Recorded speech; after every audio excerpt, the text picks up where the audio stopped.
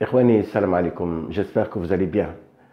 Alors, dans cette vidéo, nous allons reprendre, d'accord, c'est-à-dire à parler des éoliennes. Donc, on a déjà vu deux vidéos auparavant, donc on a vu un peu, c'est-à-dire la définition des éoliennes, les puissances, c'est-à-dire caractérisées par les éoliennes, etc. Donc, aujourd'hui, nous allons voir, c'est-à-dire comment est-ce qu'on peut déterminer, donc comment est-ce qu'on peut déterminer la puissance d'une éolienne. Comment déterminer, d'accord, comment déterminer la puissance d'une éolienne. La puissance, d'accord, d'une éolienne. Alors, chose qui est importante, bien sûr, parce que quand vous allez acheter votre éolienne, automatiquement, vous avez une fiche technique de l'éolienne. Fiche technique de l'éolienne. Et cette fiche technique, la première caractéristique qu'on vous donne, bien sûr, on vous donne la puissance. Et cette puissance, d'accord, elle est importante. Pourquoi? Parce que c'est elle qui va vous permettre, d'accord, c'est-à-dire, si vous voulez, elle caractérise l'énergie électrique que vous allez, donc c'est une caractéristique,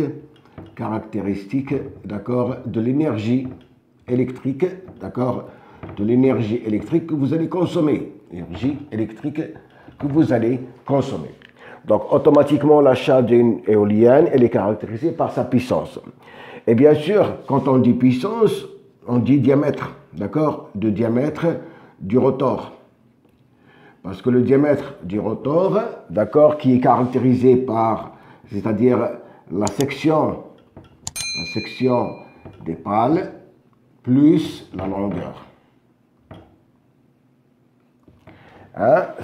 Cela va vous donner un peu une idée sur l'encombrement où vous allez placer votre éolienne. Donc vous voyez ici donc la détermination de la puissance, d'accord, veut dire automatiquement un diamètre du rotor et veut dire également une section de pale plus une certaine longueur. Et bien sûr, chose importante ici, il va vous déterminer cette puissance et c'est-à-dire l'endroit où vous allez vous placer, parce que la puissance va avoir une relation avec la vitesse du vent, que nous allons voir tout à l'heure. Elle a une relation avec la vitesse du vent.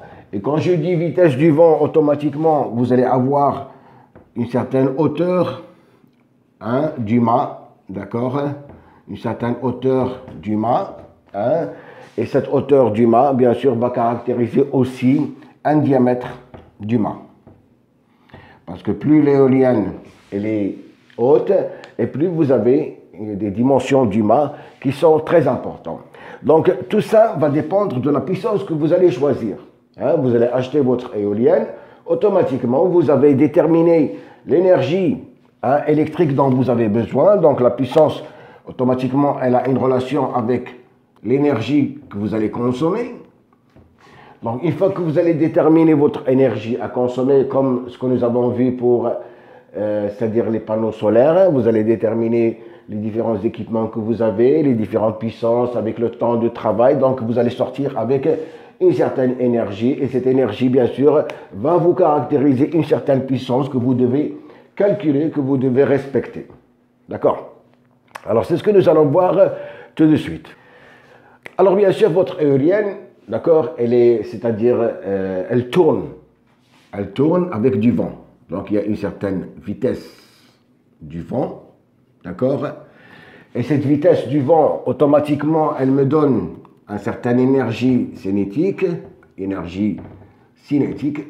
d'accord. Et énergie cinétique veut dire, ils sont reliés. Quand vous entendez énergie cinétique, ça veut dire qu'il y a une vitesse. Et quand vous avez la vitesse d'un objet quelconque, vous avez de l'énergie cinétique. D'accord? Et cette énergie cinétique, comme on sait tous, l'énergie cinétique, normalement, d'accord, elle est égale à 1 demi m la vitesse au carré. Donc, c'est une formule que vous connaissez tous. Donc, puisque mon éolienne, elle tourne avec du vent, donc avec une certaine vitesse, ça veut dire ce vent, il va créer une énergie cinétique, et cette énergie cinétique, elle est sous la forme 1 demi de 1 V carré. toutes les énergies cinétiques que vous pouvez rencontrer, ça c'est la formule générale de l'énergie cinétique. Ici c'est la masse de l'air, d'accord? Ici c'est la masse de l'air, d'accord? Et ici vous avez la vitesse du vent. La vitesse du vent. On a déjà parlé de la vitesse du vent minimale pour faire tourner les éoliennes, la vitesse maximale à laquelle les éoliennes doivent s'arrêter. On a déjà vu ça lors des dernières vidéos, donc ce n'est pas, c'est-à-dire l'objet de cette vidéo. Alors bien sûr, la masse de l'air, donc si je prends, c'est-à-dire une masse, c'est-à-dire un volume quelconque, hein, un volume quelconque de mon éolienne, d'accord? Vous avez ici la section, par exemple, des pales. Donc cette section, automatiquement, vous avez ici le vent. Et ici, bien sûr, vous avez une certaine distance, d'accord, qui va être balayée par le vent. Une distance L qui va être balayée par le vent. Et bien sûr, donc le volume, je vais créer un volume, d'accord, qui est balayé par le vent. Volume balayé par le vent. D'accord?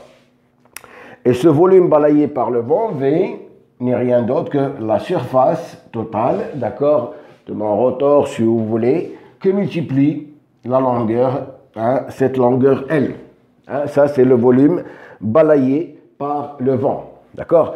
Donc, j'ai mon éolienne. Et je pars, bien sûr, des éoliennes avec 3 pales. Donc, mes 3 pales, j'ai un certain volume d'air qui est balayé pendant un certain temps sur une certaine longueur L. Et ce volume balayé, d'accord, il est égal à la surface totale de mon rotor qui multiplie la longueur L pendant un certain temps. C'est bon? Bien.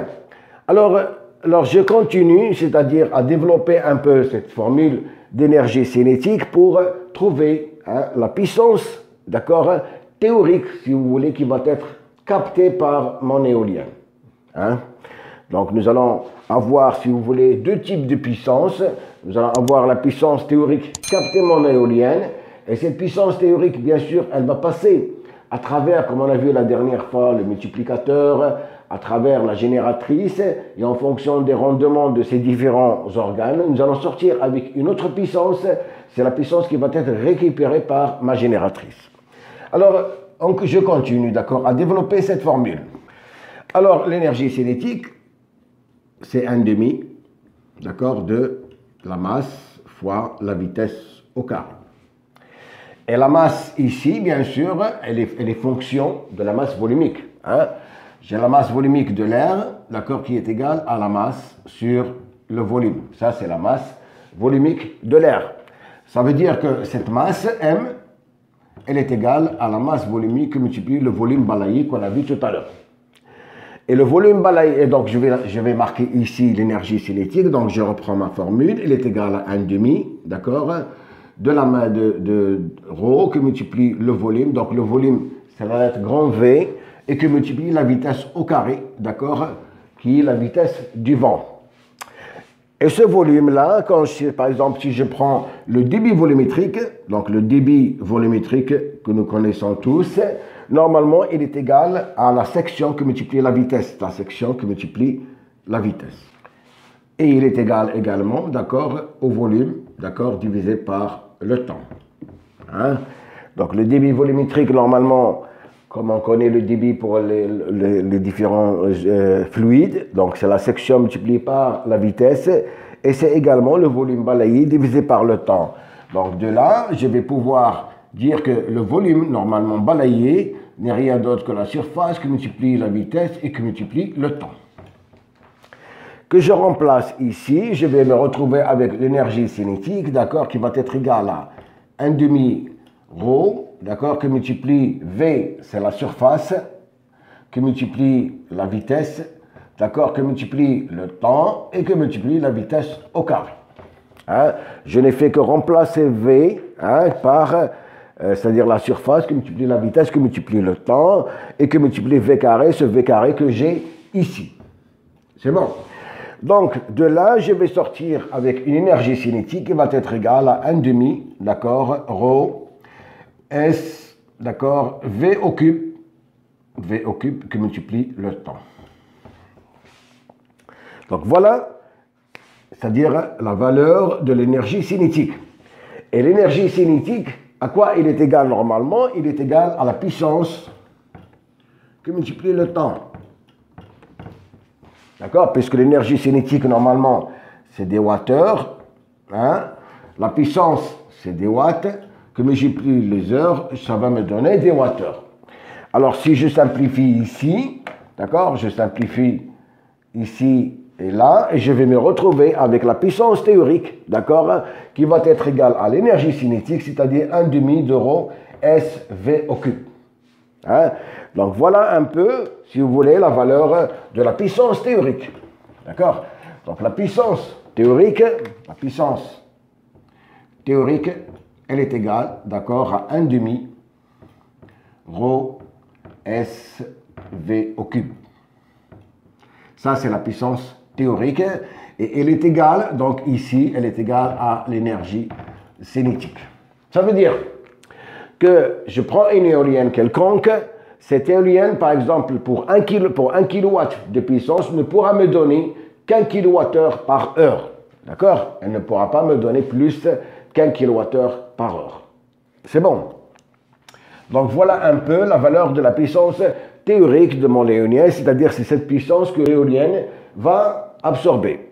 Alors ρ, bien sûr, hein, la masse volumique ρ, elle est égale à 1,292 kg par mètre cube.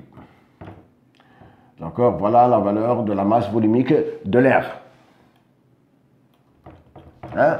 Donc, connaissant la surface totale c'est-à-dire de mon rotor, connaissant la vitesse du vent que j'ai, connaissant la masse volumique, je peux déterminer la puissance théorique ici qui est en watts.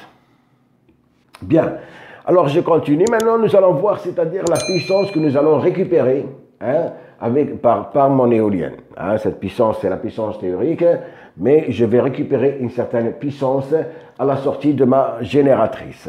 Alors, cette puissance, c'est-à-dire nous allons parler de ce qu'on appelle par la limite de Betz. C'est un physicien qui a déterminé, c'est-à-dire empiriquement, hein, une certaine, c'est-à-dire quelle est la valeur, c'est-à-dire la limite, si vous voulez, quel est le rendement, si vous voulez, de mon éolienne en fonction de la puissance que je vais, c'est-à-dire de la puissance théorique. Alors la puissance, d'accord, la puissance récupérée,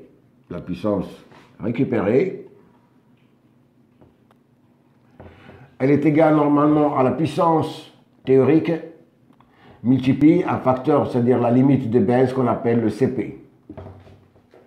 Hein? Ce CP, normalement, il a été déterminé, il est égal à 16 sur 27. Et il est égal, donc à peu près 0,593.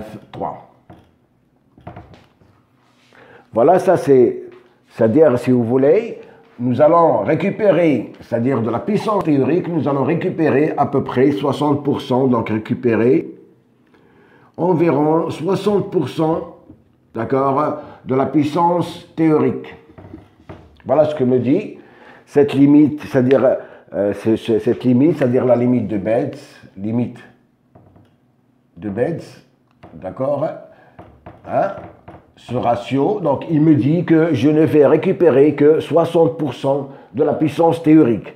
C'est-à-dire que si j'ai une certaine puissance théorique que j'ai calculée, je vais la multiplier par ce ratio de 0,593 pour avoir la puissance réelle que je vais récupérer. Et bien sûr, cette puissance réelle, c'est une puissance qui reste toujours, on doit tenir compte c'est-à-dire comment dirais-je, des différents rendements, et nous allons, c'est-à-dire récupérer en général que entre 35 et 40%, d'accord, de cette puissance. Entre 35 et 40% de cette puissance, si je tiens compte des différents rendements, c'est-à-dire le rendement du multiplicateur, le rendement de la génératrice, les différents rendements, je ne vais avoir que 35 à 40%. Alors, c'est-à-dire ici, c'est-à-dire si vous voulez, je vous donne, c'est-à-dire si je prends ici hein, la puissance théorique, comme on a dit tout à l'heure, elle est égale à 1/2 de rho SV au cube, d'accord? Donc si je prends la puissance récupérée, d'accord, elle va être égale à 0,593 qui multiplie 1/2, qui multiplie rho et qui multiplie, c'est-à-dire la surface, et qui multiplie la vitesse au cube. Alors cette surface, normalement, c'est pi d carré sur 4. Donc si je prends la surface pi d carré sur 4, je prends, c'est-à-dire la masse volumique de 1,292, je divise ce ratio par 2, etc. Je multiplie par pi, comme donc pi, c'est-à-dire pi d carré sur 4. Je vais me retrouver avec une puissance ici récupérée qui va être égale à 0,3, d'accord, le diamètre au carré et qui multiplie la vitesse au cube. Donc voilà un peu, hein, si vous voulez calculer cette puissance récupérée, c'est 0,3 qui multiplie le diamètre au carré qui multiplie la vitesse au cube. C'est bon? Donc on vient un peu de déterminer cette puissance récupérée par les éoliennes. Donc sachez tout simplement que la puissance récupérée, elle est, c'est-à-dire c'est 60% uniquement de la puissance théorique, et étant donné que nous avons des rendements variables, c'est-à-dire pour le multiplicateur, pour les différents arbres, pour la génératrice, à ce moment-là, nous n'allons récupérer exactement que 35 à 40% de cette puissance. C'est bon. Alors, je vais vous donner quelques chiffres hein, qui vont visualiser un peu la puissance en fonction du diamètre du rotor et la hauteur de votre éolienne. Donc voilà ici, c'est-à-dire je vous donne quelques valeurs, surtout pour les éoliennes domestiques, hein, puisqu'on a les éoliennes domestiques normalement pour des puissances qui sont inférieures à 30 kW.